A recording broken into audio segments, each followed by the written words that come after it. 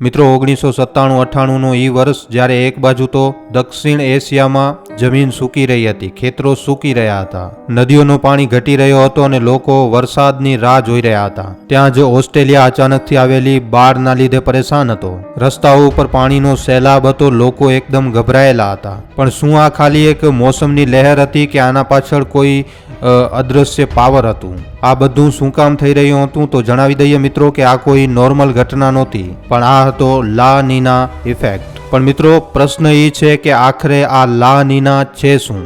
લા નીના વિશે વાત કરીએ તો આ એ ઘટના છે જે મોસમના બેલેન્સને પૂરી રીતે બદલી નાખે છે. તમે જાણીને હેરાન થઈ જશો કે આના અસરના લીધે જ્યાં આપણા ભારત દેશમાં મોન્સૂન મતલબ કે ચોમાસું કમજોર થઈ શકે છે, ત્યાં જ ઇન્ડોનેશિયા અને ઓસ્ટ્રેલિયા જેવા દેશોમાં વરસાદ એકદમ કહેર બનીને તૂટે છે. તો મિત્રો શું આ ખાલી એક સંયોગ છે કે પછી પ્રકૃતિનો કોઈ સંતાયેલો રહસ્ય? વિશ્વાસ કરો મિત્રો, લા નીના ના તો ખાલી મોસમનો ખેલ બગાડે છે, પણ આખી દુનિયા માટે પરેશાનીઓ ઊભી કરી નાખે છે. આ એક કહેર છે જે જ્યારે પણ આવે છે પૂરેપૂરી માનવતાને યાદ અપાવે છે કે આપણી પાસે તકનીકી ગમે એટલી એડવાન્સ હોય, પણ નેચરના આગળ આપણે ખાલી અને ખાલી ઓડિયન્સ છીએ. અને આના લીધે કોને ખબર કેટલા લોકોએ પોતાના જીવ ગુમાવ્યા છે. અને મિત્રો ફરી એકવાર આ જ લા નીનાએ દસ્તક આપી છે. હા મિત્રો, એ જ લા નીના જેના વિષયમાં હરેક દેશનો વૈજ્ઞાનિક આજે કહી રહ્યો છે. તો મિત્રો ખાલી ભારતના જ નહીં પણ દુનિયાભરના વૈજ્ઞાનિક આ વિષયમાં ચેતવણી શું કામ આપી રહ્યા છે? વિશ્વાસ કરો મિત્રો, આ કહાની ખૂબ જ વધારે ઇન્ટરેસ્ટિંગ છે.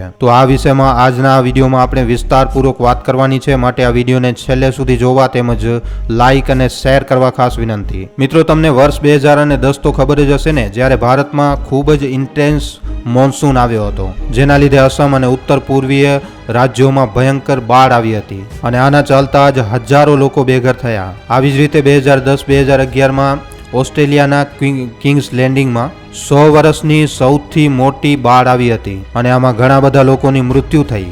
$2 બિલિયન થી વધારેનું નુકસાન થયો. આના સિવાય 1988માં અમેરિકામાં ભયંકર સૂકો પડ્યો. આના લીધે ખેતીને ખૂબ જ મોટા પાયે નુકસાન થયો અને આ એક ઘટનાને આજે પણ દેશની અર્થવ્યવસ્થાને ખરાબ કરનારી ઘટના માનવામાં આવે છે. આટલું જ નહીં, પણ 2016માં પૂર્વી આફ્રિકામાં ભયંકર સૂકો પડ્યો અને આના લીધે લાખો લોકોને ભૂખમરીનો સામનો કરવો પડ્યો. આના લીધે 12 મિલિયન લોકોને ભૂખથી તડપવું પડ્યું હતું. અમને ખબર છે તમે વિચારી રહ્યા હશો કે આ કોઈ નવી વસ્તુ તો નથી, આ કોઈ નવી વાત નથી. હિસ્ટોરિકલી દુનિયામાં લેન્ડસ્લાઇડ, ફ્લડ અને તુફાન જેવા ડિઝાસ્ટર આવતા જ રહે છે, જેને નેશનલ ડિઝાસ્ટર અથવા તો ભગવાનનો પ્રકોપ માનવામાં આવે છે. પણ મિત્રો તમે જાણીને એકદમ હક્કામક્કા રહી જશો કે આ બધી ઘટનાઓ ભગવાનનો પ્રકોપ નથી, પણ આ બધી ઘટનાઓની પાછળ ખાલી અને ખાલી એક જ કારણ છે, અને એ પણ મિત્રો સાયન્ટિફિક રીઝન છે. વિશ્વાસ કરો, આ એક એવી પહેલી છે જેને સોલ્વ કરવા માટે ઘણા વૈજ્ઞાનિકોએ પોતાની આખી ઉંમર કાઢી નાખી, જેના લીધે ભવિષ્યના માણસ આવાવાળી આ તબાહીને પહેલાથી જ પ્રેડિક્ટ કરી શકે. અને તમે જાણીને હેરાન થઈ જશો કે સાયન્ટિસ્ટની પ્રેડિક્શન એમ કહી રહી છે કે હવે આપણી આ દુનિયા આવી જ પ્રકારની બીજી એક તબાહીની નજીક આવી ચૂકી છે.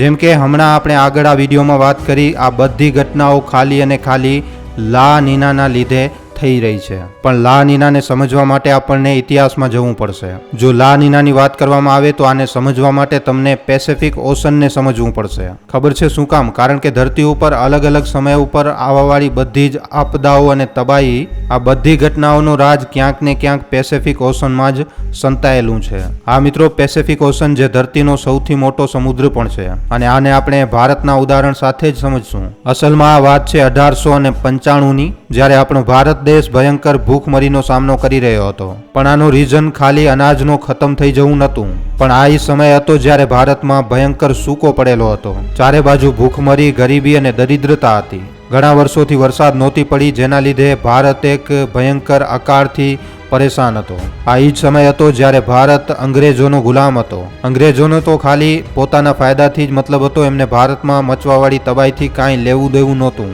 અને ત્યારે જ તો બ્રિટિશ સરકાર આના સામે લડવા માટે કે લોકોને બચાવવા માટે કાંઈ પણ નહોતી કરી રહી. મિત્રો જેમ જ પેસિફિક ઓશનના ઈસ્ટ બાજુ રહેલા કોન્ટિનેન્ટમાં ભારે વરસાદ પડે છે, તો પેસિફિક ઓશનના વેસ્ટમાં રહેલા કોન્ટિનેન્ટમાં ભયંકર સૂકો પડે છે. મતલબ કે જ્યારે નોર્થ અમેરિકા અને સાઉથ અમેરિકામાં ભારે વરસાદ પડે છે, ત્યારે ઓસ્ટ્રેલિયા, આફ્રિકા અને યુરોપમાં ભયંકર સૂકો પડે છે. અને આવી જ રીતે રિવર્સમાં પણ છે. મતલબ કે જેમ જ ઓસ્ટ્રેલિયા, યુરોપ અને આફ્રિકા જેવા દેશોમાં ભારે વરસાદ પડે છે તો સૂકો સાઉથ અમેરિકા અને નોર્થ અમેરિકામાં જોવા મળે છે. એક રિપોર્ટ અનુસાર દુનિયામાં સમય સમય ઉપર જેટલી પણ આપદાઓ આવે છે એ બધાનો જવાબદાર પેસિફિક ઓશનમાં બદલતો ટેમ્પરેચર અને એનો વિન્ડ પેટર્ન જ જવાબદાર છે. આ સમુદ્રનો ટેમ્પરેચર અને વિન્ડ પેટર્ન પૂરેપૂરી ધરતીના વાતાવરણને એફેક્ટ કરે છે. મિત્રો, અલગ અલગ દેશોમાં થવાવાળી જરૂરિયાતથી વધારે વરસાદ કે પછી મોન્સૂન ઓછો આવવાના લીધે પડવાવાળો સૂકો, જેમ કે વેધર ડિઝાસ્ટરમાં સૌથી વધારે ઇમ્પોર્ટન્ટ રોલ ટ્રેડ વિન્ડ્સનો હોય છે. હવે તમે વિચારી રહ્યા હશો કે આખરે ટ્રેડ ઇવેન્ટ શું છે? તો મિત્રો, જ્યારે આપણી ધરતી પોતાની એક્સિસ ઉપર રોટેટ કરે છે તો એની રોટેશન અને સૂરજથી આવવાવાળી ગરમીના કારણે ધરતીના એટમોસ્ફિયરમાં રહેલી ગેસો ઉપર ઉપડવા લાગે છે અને ઉપર ઉપડવાવાળી આ ગેસો અંતરિક્ષ બાજુ વધતા વધતા ઠંડી થઈ અને પાછી એટમોસ્ફિયરમાં આવી જાય છે. અને આના લીધે ધરતીના રોટેશન સિવાય બીજા ઘણા ફેક્ટર મળીને આને એક ડાયરેક્શન આપી દે છે, જેના લીધે ધરતીના અલગ અલગ હિસ્સાઓમાં અલગ અલગ પેટર્ન બને છે. પણ જો આપણે પેસિફિક ઓશનમાં બનવાવાળા વિન્ડ પેટર્નને જોઈએ તો નોર્મલી આ હવાઓ જે હોય છે ઈસ્ટથી વેસ્ટ બાજુ વહે છે, જેને ટ્રેડ વિન્ડ્સ કહેવામાં આવે છે. આ જ ટ્રેડ વિન્ડ્સ છે જે સમયની સાથે સાથે ધરતીના સૌથી મોટા સમુદ્રમાં બનેલી વોટર ક્લાઉડને અલગ અલગ કોન્ટિનેન્ટ સુધી લઈને જાય છે, જેના લીધે ભારત જ નહીં પણ દુનિયાભરના ઘણા દેશોમાં ચોમાસું આવે છે અને લોકોને ગરમીમાં ઠંડીનો અહેસાસ થાય છે. જ્યાં આ ટ્રેડ વિન્ડ્સ દુનિયા માટે આટલી ફાયદેમંદ છે ત્યાં જ આ ટ્રેડ વિન્ડ્સની ડાયરેક્શનમાં એક ફિક્સ ટાઈમ પછી બદલાવ થાય છે અને આ કારણ બને છે ધરતી ઉપર આવવાવાળી તબાહીનું. પણ આ કેવી રીતે થાય છે આ જાણવા માટે ફરી એકવાર તમને પેસિફિક ઓશનને જોવું પડશે. પેસિફિક ઓશનની ટ્રેડ વિન્ડ્સ 3 અલગ અલગ રીતે બદલે છે, જેમાં પહેલા નંબર ઉપર તો આવે છે નોર્મલ ટ્રેડ વિન્ડ્સ, બીજા નંબર ઉપર છે અલ નીનો અને ત્રીજા નંબર ઉપર આવે છે લા નીના. અને આ ત્રણેયને કમ્બાઈન કરીને INSO મતલબ કે અલ નીનો સદન ઓસિલેશન. જો આ ત્રણેય સિચ્યુએશનને જોવામાં આવે તો આમાં સૌથી પહેલા આવે છે નોર્મલ મતલબ કે ઈસ્ટ ટુ વેસ્ટ વહેવાવાળી વિન્ડ્સ. આની વાત કરવામાં આવે તો આ વિન્ડ્સ પેસિફિક ઓશનમાંથી હેવી મોઇસ્ચરની સાથે સાથે ડેન્સ ક્લાઉડને લઈને એશિયા બાજુ આગળ વધે છે, જેના લીધે એશિયામાં વરસાદ પડે છે, ચોમાસું આવે છે. જ્યારે આ દરમિયાન પેસિફિક ઓશનની બીજી દિશામાં મતલબ કે ઈસ્ટ બાજુ સૂકો હોય છે. પણ મિત્રો, જેમ કે આપણે પહેલે જણાવ્યું કે એક ફિક્સ ટાઈમ ઉપર ટ્રેડ વિન્ડ્સ પોતાનો રસ્તો બદલી નાખે છે. જ્યારે આ ટ્રેડ વિન્ડ્સ અચાનકથી પોતાનો રસ્તો બદલી નાખે છે તો પેસિફિક ઓશનમાંથી ઉપડવાવાળી હવાઓ વેસ્ટ બાજુ નહીં પણ ઈસ્ટ બાજુ ચાલવા લાગે છે. મતલબ કે હવે આ હવાઓ એશિયાથી સાઉથ અમેરિકા બાજુ વહે છે અને આના લીધે બધી જ વસ્તુ હવે ઊંધી થઈ જાય છે. મતલબ કે એશિયામાં ગરમી, વરસાદની કમી અને સૂકા જેવી હાલત થઈ જાય છે. ત્યાં જ નોર્થ અમેરિકા અને સાઉથ અમેરિકામાં ઠંડ અને વરસાદ જેવી ઘટનાઓ લગાતાર ચાલુ થઈ જાય છે. અલ નીનોનો આ જ ઇફેક્ટ ટાઈમ ઉપર ઘણા મોટા ડિઝાસ્ટરનું કારણ બને છે, કારણ કે આના ચાલતા દુનિયાના ઘણા બધા હિસ્સાઓ બહારના પ્રકોપને સહન કરે છે તો થોડાક હિસ્સા આના લીધે સૂકાનો સામનો કરે છે. સાથે સાથે આના લીધે આખી ઇકોનોમી એફેક્ટેડ થાય છે, ખેતી સૂકી જાય છે અને લોકો બેઘર થઈ જાય છે. જો આના ટાઈમ પીરિયડની વાત કરવામાં આવે તો એલ નીનોનો આ ઇફેક્ટ 2 થી 7 વર્ષ સુધી રહી શકે છે, જેમાં ટ્રેડ વિન્ડ્સમાં નાનકડો ફેરબદલ દુનિયા માટે ખૂબ જ વધારે ખતરનાક સાબિત થઈ શકે છે. આનો અંદાજો તમે એ વાતથી લગાવી શકો છો કે આખી દુનિયાભરમાં કોને ખબર કેટલા લોકોએ આના લીધે પોતાના જીવ ગુમાવ્યા છે. અને આનો સૌથી મોટો કારણ 1855માં ભારતમાં આવવાવાળો સૌથી મોટો સૂકો જ હતો. આ સૂકાના લીધે લાખો લોકોના જીવ ગયા હતા અને આના માટે એલ નીનો ઇફેક્ટ જ જવાબદાર હતું. આના સિવાય અહીંયા ઘણી બીજી પણ મોટી ઘટનાઓ બનતી રહે છે. પણ મિત્રો, તમને જણાવી દઈએ કે આટલી મોટી તબાહી મચાવવાવાળો એલ નીનો પણ સદર્ન ઓશનના છેલ્લા અને ત્રીજા વિન્ડ પેટર્નની સામે ખૂબ જ નાનો છે. ખબર છે શું કામ? કારણ કે આનો ત્રીજો વિન્ડ પેટર્ન તો એટલી મોટી તબાહી મચાવે છે જેની બરાબરી બીજા કોઈ પણ ઘટના સાથે નથી કરી શકાતી. હવે તમે વિચારી રહ્યા હશો કે આ થર્ડ વિન્ડ પેટર્ન આખરે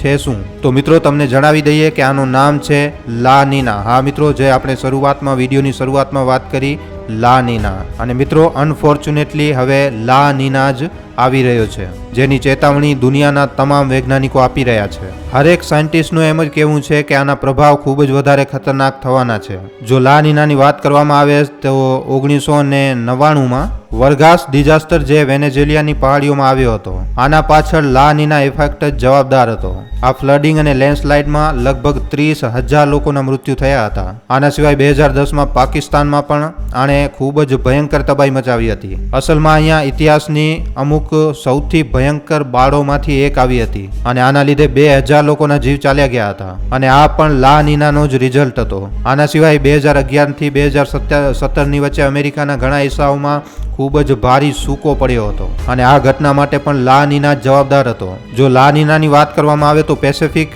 ઓશનમાં ચાલવાવાળી આ ટ્રેડ વિન્ડ્સ નોર્મલ કન્ડિશનની જેમ જ ઈસ્ટથી કરી અને વેસ્ટ બાજુ વહે છે, પણ લા નીના નોર્મલ ટ્રેડ વિન્ડની કન્ડિશનની સામે ઘણો વધારે પાવરફુલ બની જાય છે અને ભારી માત્રામાં રેન ક્લાઉડની સાથે સાથે મોઇસ્ચરને પેસિફિક ઓશનમાંથી વેસ્ટ બાજુ લઈ જાય છે, જેના લીધે આ પૂરેપૂરા ઇલાકામાં ભારે વરસાદ અને બાઢ જેવી હાલત બની જાય છે અને આના લીધે લોકોના જીવ અને ખાલી ખેતીવાડી જ નહીં પણ પૂરેપૂરી અર્થવ્યવસ્થાને પણ ખૂબ જ મોટો ઝટકો લાગે છે. આ વાતનો અંદાજો તમે એના ઉપરથી લગાડી શકો છો કે 2010 થી 2011ની વચ્ચે લા નીનાના લીધે ઓસ્ટ્રેલિયાને ઘણા બિલિયન ડોલર્સનો નુકસાન થયો હતો. પણ વાત જો કરવામાં આવે આપણા ભારત દેશની તો વર્ષ 1998માં આપણા ભારત દેશમાં લા નીના પ્રભાવના કારણે ઘણા બધા રાજ્યોમાં ખૂબ જ ભયંકર વરસાદ પડી હતી. આના લીધે બાઢ આવી ગઈ હતી અને 2500થી વધારે લોકોના જીવ ગયા હતા. અને આ તો કાંઈ નથી, આના સિવાય મિત્રો લાખો લોકો બેઘર થઈ ગયા હતા કારણ કે એમના ઘર બાઢમાં ડૂબી ગયા. આના સિવાય ભારતની અર્થવ્યવસ્થાને પણ ખૂબ જ મોટો નુકસાન થયો. ભારત અને ઓસ્ટ્રેલિયાની સાથે સાથે જ 2010 થી 2011ની વચ્ચે દુનિયાભરમાં લા નીનાના પ્રભાવના કારણે આખી દુનિયાને ભારે મોન્સૂનનો સામનો કરવો પડ્યો. આના લીધે ફસલ તો પૂરી રીતે બરબાદ થઈ જ ગઈ, પણ સાથે સાથે ઘણા બધા રાજ્યોમાં બાઢ પણ જોવા મળી, જેમ કે અસમ, બિહાર અને ઉત્તર પ્રદેશમાં ભયંકર બાઢ જોવા મળી હતી અને આ બાઢમાં લગભગ 100 લોકોના જીવ ગયા હતા. લા નીનાની વાત કરવામાં આવે તો મિત્રો આ એક અદૃશ્ય શક્તિ છે જે ટેમ્પરેચરમાં નાના નાના બદલાવથી પૂરેપૂરા પ્લાનેટની નિયત જ બદલી નાખે છે અને એટલા માટે મિત્રો આ ખાલી એક મોસમ નહીં પણ એક ચેતવણી છે, અથવા આપણે એમ કહીએ કે આ પ્રકૃતિની એક એવી તાકાત છે જેનો આપણે ખાલી અનુમાન જ લગાડી શકીએ છીએ, પણ આ ઘટનાને આપણે હજી પણ પૂરી રીતે સમજી નથી શકતા. અને એટલા માટે તો જ્યારે લા નીના પોતાની પૂરેપૂરી તાકાત સાથે જાગે છે તો આપણને સહન કરવું જ પડે છે, કારણ કે આપણી પાસે આના સિવાય બીજો કોઈ ઓપ્શન છે જ નહીં. અને સાથે જ સાથે લા નીનાની ડેડલી પાવર આપણને એ શીખવાડે છે કે નેચરલ ડિઝાસ્ટર ગમે ત્યારે એક નાનકડા રૂપમાં આવીને મોટા ડિઝાસ્ટરનો કારણ બની શકે છે. તો શું આપણે તૈયાર છીએ આવાવાળા નેક્સ્ટ સ્ટેપ માટે? આ તો મિત્રો આવનારો સમય જ જણાવશે. તો જોયું ને મિત્રો, લા નીના કેટલો વધારે ખતરનાક છે. અને મિત્રો આ કોઈ ભૂતકાળની કહાની નથી પણ એક ખૂબ જ ભયંકર ખતરો છે જે ફરી એકવાર આપણી આ ધરતી ઉપર મંડરાઈ રહ્યો છે. અસલમાં લા નીના નિયતિના ચક્રનો એક હિસ્સો છે, એક એવો ચક્ર જે દર 3 થી 5 વર્ષમાં રિપીટ થાય છે અને આ ચક્ર ફરી એકવાર ઘૂમ્યો છે. લા નીનાનો ડર ફરી એકવાર ફેલી રહ્યો છે. ખબર છે શું કામ? કારણ કે દુનિયાભરના વૈજ્ઞાનિકોનો એમ કહેવું છે કે આપણી પૃથ્વી ફરી એકવાર લા નીનામાંથી પસાર થવાની છે અને ઘણા બધા વૈજ્ઞાનિકોનો એમ પણ કહેવું છે મિત્રો કે 2025માં ભારત ઉપર પણ લા નીનાનો પ્રભાવ પહોંચી જશે, જેના લીધે ભારતના ઘણા હિસ્સાઓમાં ભારે વરસાદની સાથે સાથે બાઢની તબાહીનો ખતરો પણ મંડરાઈ રહ્યો છે ભારત ઉપર. પણ મિત્રો શું થશે એ તો કોઈ નથી જાણતો, પણ હવે બધું નિર્ભર છે સરકાર ઉપર. આ એટલા માટે કારણ કે લા નીનાના અસરને આપણે રોકી તો નથી જ શકતા, પણ આના પ્રભાવને ઓછો કરી શકાય છે. આનાથી બચવા માટે સરકાર બરોબર પગલાં લઈ રહી હોય આ જ એક આશા છે. કારણ કે મિત્રો પહેલા તો આપણી પાસે એટલી વધારે કંઈ ટેકનોલોજી નહોતી કે આપણે લા નીનાને આવે એનાથી પહેલાં જ પ્રેડિક્ટ કરી શકીએ, પણ આજની તારીખમાં તો આપણે આ વસ્તુ કરી શકીએ છીએ, પહેલાંથી જ પ્રેડિક્ટ કરી શકીએ છીએ. તો ઉમ્મીદ કરીએ છીએ મિત્રો આજનો આ મહત્વપૂર્ણ વિડીયો તમને પસંદ આવ્યો હશે. લા નીના ઇફેક્ટ ઉપર તમારા શું અભિપ્રાય છે અમને નીચે કોમેન્ટ સેક્શનમાં લખીને જણાવવા ખાસ વિનંતી. મિત્રો તમારા માટે એક સારા વિષય ઉપર વિડીયો બનાવવામાં અમને ઘણો જ સમય લાગી જાય છે, માટે આ વિડીયોના બદલે અમે તમારા પાસેથી એક લાઇક અને એક શેરની આશા જરૂર રાખીએ છીએ, કારણ કે તમારી એક લાઇક અને એક શેર અમને આવા જ જાણકારીસભર વિડીયો બનાવવાની પ્રેરણા આપે છે. માટે જો આ વિડીયો તમને પસંદ આવ્યો હોય તો આ વિડીયોને લાઇક કરીને તમારા મિત્રો અને પરિજનો સાથે શેર કરવા ખાસ વિનંતી. અને જો તમે અમારા ગુજરાતી દુનિયા નામના યુટ્યુબ ચેનલ ઉપર પહેલીવાર આવ્યા છો તો હમણાં જ આ ચેનલને સબસ્ક્રાઈબ કરી લેજો.